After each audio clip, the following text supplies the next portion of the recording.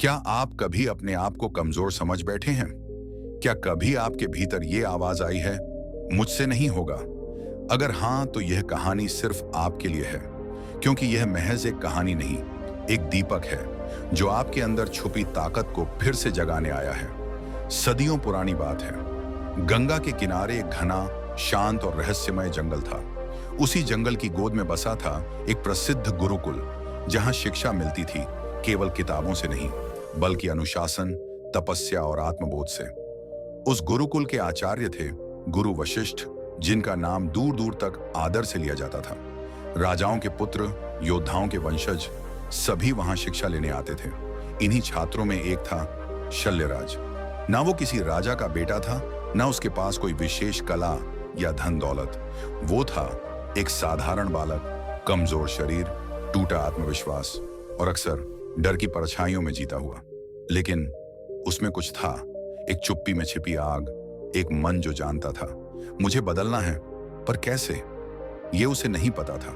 शुरुआती दिन शल्यराज के लिए यातना जैसे थे।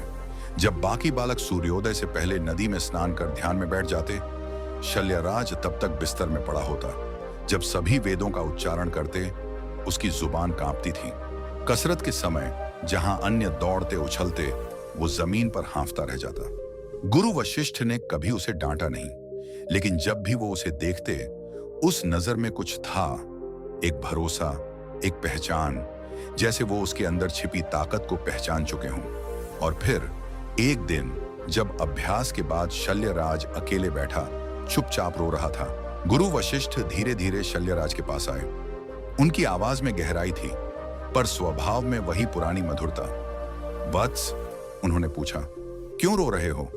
शल्यराज ने थरथराते स्वर में कहा, गुरुदेव, मुझसे कुछ नहीं होता। मेरा शरीर कमजोर है, बुद्धि भी साधारण है। मैं यहां क्यों हूं जब सब मुझसे बेहतर हैं? गुरु वशिष्ठ हल्के से मुस्कुराए। उन्होंने उसकी आंखों में झांका और कहा, वत्स, क्या तुम जानते हो, पर्वत कभी दौड़ते नहीं, लेकिन उनके भीतर से निकलने वाली जलधारा पूरे संसार को जीवन देती है। तू पर्वत क्यों बनना चाहता है? तू जल बन जो बहता है, क्योंकि जो बहता है वही आगे बढ़ता है, और जो आगे बढ़ता है वही जीवन बदलता है। ये शब्द सीधे शल्यराज के दिल को छू गए। उस दिन के बाद कुछ बदल गया। शल्यराज ने आंसू पोंछे और एक निर्णय लिया, अब वह रुकेगा नहीं। पहले दिन उसने 10 उठक बैठक की, फिर 15, फिर 50। अब वह ब्रह्म मुहूर्त में उठता, नदी में डुबकी लगाता, ठिठुरन में भी एयूएम का उच्चारण करता। धीरे धीरे उसकी आवाज स्थिर होने लगी। वेदों के मंत्र अब उसकी जुबान से नहीं, उसके हृदय से निकलने लगे। और फिर एक दिन गुरु वशिष्ठ ने पूरे गुरुकुल में घोषणा की, अगले सप्ताह वाक विवेक प्रतियोगिता होगी। विषय होगा आत्मविश्वास। शल्यराज का दिल बैठ गया। अब तक वह भीड़ में सीख रहा था, अब उसे मंच पर बोलना था, और वो भी आत्मविश्वास पर। रात को नींद नहीं आई। वह उठा, बाहर आया, आकाश की ओर देखा। सितारे टिमटिमा रहे थे, चांदनी उसकी पीठ पर हल्की पड़ रही थी। वह फुसफुसाया, हे प्रभु, मैं अब भी डरा हुआ हूं, लेकिन इस बार मैं भागूंगा नहीं। प्रतियोगिता का दिन आया। विद्यार्थी एक एक कर मंच पर जा रहे थे। किसी ने गूढ़ शब्दों से भाषण दिया, किसी ने अपने अनुभव सुनाए। अब बारी थी शल्यराज की। उसके पांव कांप रहे थे, दिल जोर जोर से धड़क रहा था। पर उसी पल उसे गुरु वशिष्ठ की बात याद आई, तू जल बन जो बहता है। उसने गहरी सांस ली, आंखें बंद की, और फिर उसने बोलना शुरू किया, मैं शल्यराज हूं। हाँ, मैं कमजोर था, मुझे अंधेरे से डर लगता था, खुद से भी डर लगता था। लेकिन एक दिन मेरे गुरु ने मुझे बताया कि जल बहता है, क्योंकि वह कभी रुकता नहीं।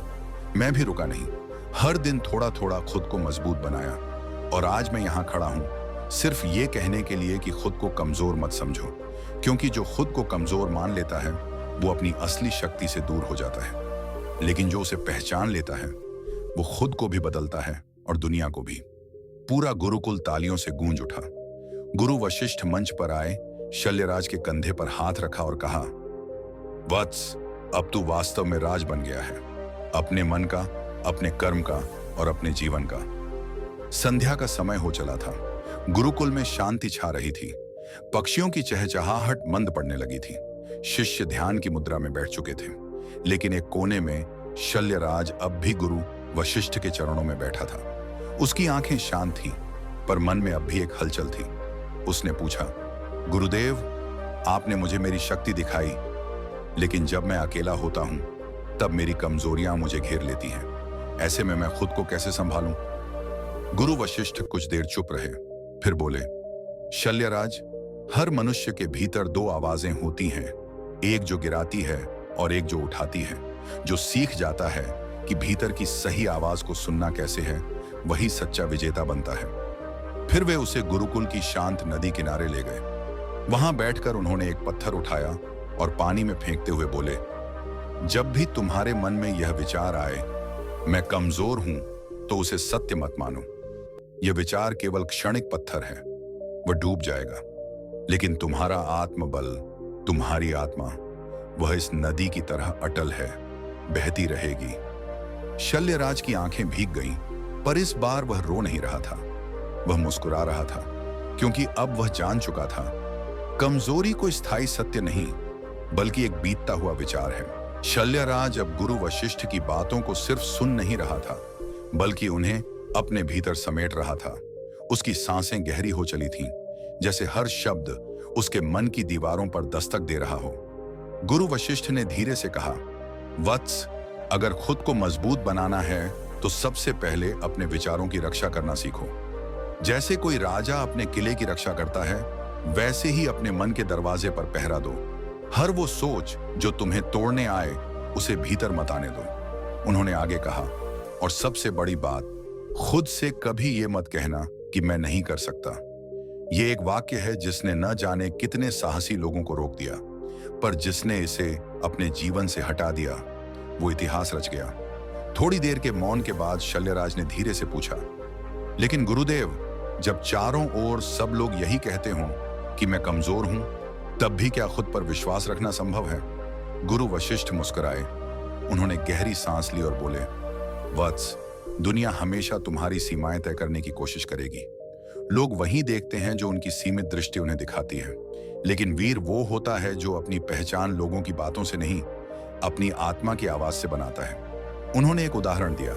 जब सभी ने एक बालक को कहा कि वो राजा बनने योग्य नहीं है, उसने जंगल में तप किया और वही बना चक्रवर्ती सम्राट भरत। क्या वह पहले से राजा नहीं था? था, बस उसे खुद को पहचानना बाकी था। शिष्य की आंखों में अब एक अलग चमक थी। कुछ जाग गया था उसके भीतर, एक बीज जो अब अंकुरित होने ही वाला था। गुरु वशिष्ठ ने उसका कंधा थामते हुए कहा, और याद रखो, जब तुम खुद को मजबूत मानते हो तो वो सिर्फ तुम्हारे लिए नहीं होता, तब तुम उन सब के लिए उम्मीद बन जाते हो जो तुम्हें देख रहे होते हैं। तुम्हारा साहस किसी और की जिंदगी बदल सकता है, तुम्हारी लड़ाई किसी और को जीतना सिखा सकती है। अब शल्यराज की आंखों से आंसू बहने लगे, लेकिन ये आंसू दर्द के नहीं थे, ये थे परिवर्तन के। उसकी आत्मा जाग चुकी थी। गुरु वशिष्ठ ने कहा, अब उठो वत्स, जैसे सूर्य अंधकार को मिटाता है, वैसे ही तुम्हारे भीतर का ये प्रकाश न जाने कितनों की राह रोशन करेगा। और जब भी फिर यह विचार आए कि मैं कमजोर हूं, तो खुद से कहना, मैं वही शिष्य हूं जिसे गुरु वशिष्ठ ने नदी किनारे आत्मबल की शिक्षा दी थी। उस रात पहली बार शल्यराज जब अपने बिछावन पर लेटा, उसकी आंखों में डर नहीं था, एक निर्णय था। उसकी सांसों में थकान नहीं थी, साहस था। और उसकी आत्मा में अब एक संकल्प था, अब मैं खुद को कभी कमजोर नहीं मानूंगा। मैं अपने जीवन को एक प्रकाश बनाऊंगा, अपने लिए और उनके लिए जो अंधेरे में है। शल्यराज की यह यात्रा अब एक कहानी नहीं, एक प्रेरणा बन चुकी थी। गुरुकुल की सीमाओं को लांघकर यह जनमानस में गूंज रही थी। और आज भी जब कोई खुद को कमजोर समझता है, कहीं ना कहीं उसकी आत्मा में शल्यराज की यह कहानी हल्की सी दस्तक देती है। खुद को इतना भी कमजोर मत समझो, तुम जितना सोचते हो उससे कहीं ज्यादा सक्षम हो। बस खुद पर विश्वास रखना सीखो। संध्या का समय था, पक्षियों की चहचहाट धीरे धीरे मंद पड़ रही थी। शिष्य ध्यान में बैठे थे, लेकिन एक कोने में शल्यराज अब भी गुरु वशिष्ठ के चरणों में बैठा था। चेहरा शांत था, पर आंखों में अब भी कुछ प्रश्न तैर रहे थे। गुरु वशिष्ठ ने उसकी ओर देखा और मुस्कुराए, वत्स, अब तुम्हारा हृदय कुछ हल्का लगा? शल्यराज ने सिर झुकाकर हाँ कहा, लेकिन उसकी आंखों में अभी भी एक जिज्ञासा बाकी थी। और गुरु वशिष्ठ जानते थे यह यात्रा अभी पूरी नहीं हुई थी, अभी बहुत कुछ सीखना बाकी था। गुरुदेव, आपने मुझे मेरी शक्ति का बोध कराया, पर जब भी मैं अकेला होता हूं, मेरी कमजोरियां मुझे घेर लेती हैं। उस समय मैं खुद को कैसे संभालूं, खुद को मजबूत कैसे मानूं? शिष्य की बात सुनकर गुरु वशिष्ठ थोड़ी देर शांत रहे, फिर गहरी दृष्टि से उसकी ओर देखकर बोले, शल्यराज, हर इंसान के भीतर दो स्वर होते हैं, एक जो उसे गिराने की कोशिश करता है और एक जो उसे उठाने की। जो व्यक्ति उस भीतर उठाने वाली आवाज को पहचानना और सुनना सीख जाता है, वही जीवन में महान बनता है। तुम जानना चाहते हो कि जब खुद को कमजोर महसूस हो तो क्या करना चाहिए? चलो, तुम्हें एक अनुभव कराता हूं। गुरु वशिष्ठ शांति से उठे और शिष्य को लेकर गुरुकुल के पास बहती एक शांत नदी किनारे ले गए। वहां पहुंचकर वे एक पत्थर उठाते हैं और नदी में फेंक देते हैं। लहरें उठती हैं, थोड़ी हलचल होती है, फिर सब शांत। देखा शल्यराज, गुरु बोले, विचार भी ऐसे ही होते हैं। जैसे यह पत्थर, कुछ विचार भारी होते हैं, कुछ हल्के, लेकिन समय के साथ जैसे नदी शांत हो जाती है, वैसे ही मन भी। जब मैं कमजोर हूं का विचार मन में आए तो समझो कि यह बस एक क्षणिक पत्थर है, स्थायी नहीं, वह डूब जाएगा। लेकिन तुम्हारी आत्मा, वह तो नदी की तरह स्थिर और गहरी है। शिष्य ध्यान से सुन रहा था, उसकी सांसें गहरी हो चली थीं, जैसे वह शब्दों को सुन नहीं, जी रहा हो। गुरु आगे बोले, खुद को मजबूत मानने के लिए सबसे पहले अपने विचारों की रक्षा करना सीखो। जैसे कोई राजा अपने किले की रक्षा करता है, वैसे ही अपने मन के द्वार पर पहरा दो। जो विचार तुम्हें गिराएं, उन्हें भीतर मत आने दो। थोड़ा रुककर शल्यराज ने पूछा, लेकिन गुरुदेव, जब चारों ओर से लोग कहें कि मैं कमजोर हूं, तब क्या तब भी खुद पर विश्वास रखना संभव है? गुरु वशिष्ठ ने गहरी सांस ली और बोले, संसार हमेशा तुम्हारी सीमाएं तय करता है, क्योंकि वह खुद सीमित है। लेकिन वीर वो होते हैं जो अपनी पहचान दूसरों की बातों से नहीं, अपनी भीतरी शक्ति से बनाते हैं। जब सभी ने एक बालक से कहा कि वह राजा बनने लायक नहीं, उसने जंगल में तप किया और वही बालक एक दिन चक्रवर्ती सम्राट बना। सम्राट भरत, वह पहले से ही राजा था, बस उसे खुद पर विश्वास जगाना था। शिष्य की आंखों में एक नई चमक थी, शब्दों का नहीं बल्कि आत्मा का मौन था। एक बीज उसके भीतर पनप चुका था। गुरु वशिष्ठ ने उसका कंधा थामा और कहा, याद रखो शल्यराज, जब तुम खुद को मजबूत मानते हो तो सिर्फ अपने लिए नहीं बल्कि उन सभी के लिए भी हो जाते हो जो तुम्हारी ओर उम्मीद से देखते हैं। तुम्हारे छोटे से साहस का असर किसी और की पूरी जिंदगी बदल सकता है। जब तुम गिरते हो और फिर उठते हो, तभी दुनिया को रास्ता दिखता है। अपने जीवन से यह प्रमाण दो कि तुम कमजोर नहीं हो। शल्यराज की आंखों से अब अश्रु बहने लगे, लेकिन वे आंसू दुख के नहीं, जागरण के थे। गुरु वशिष्ठ ने मुस्कुराते हुए कहा, अब उठो शल्यराज, जैसे सूरज अंधकार को मिटाता है, वैसे ही तुम्हारा प्रकाश न जाने कितनों की राह रोशन करेगा।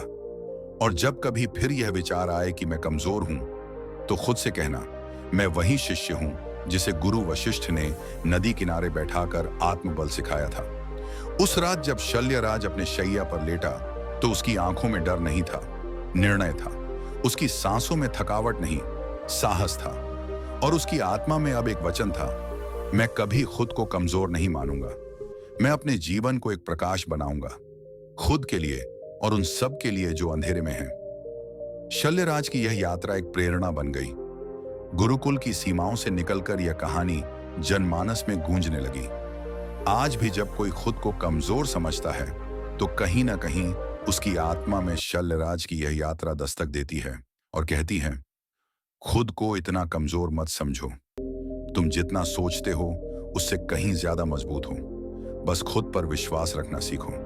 प्रिय दर्शकों, अगर शल्यराज की यह यात्रा आपके दिल को छू गई हो, आपके भीतर की शक्ति को जगा गई हो, तो खुद से एक वादा करें, मैं कभी खुद को कमजोर नहीं कहूंगा। मैं सृष्टि की सबसे अद्भुत रचना हूं। मेरे भीतर वो शक्ति है जो बड़े बड़े तूफानों को भी शांत कर सकती है। जब भी असफलता आए, समझना वह एक सीख है। जब दुनिया नकारे, समझना वह तुम्हारी संभावना को पहचानने में देर कर रही है। और जब लगे कोई साथ नहीं है, याद रखना, तुम्हारा आत्मबल तुम्हारा सबसे बड़ा साथी है। खुद को कम मत समझो। जब तुम खुद को पहचान लेते हो, तब तुम्हें कोई रोक नहीं सकता। जीवन तुम्हारा है, उसे साहस, आत्मबल और विश्वास से जियो।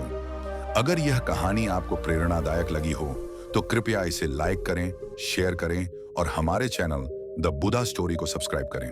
सीखते रहिए, जुड़ते रहिए और हर दिन खुद को और मजबूत बनाते रहिए। धन्यवाद और नमो बुद्धाय।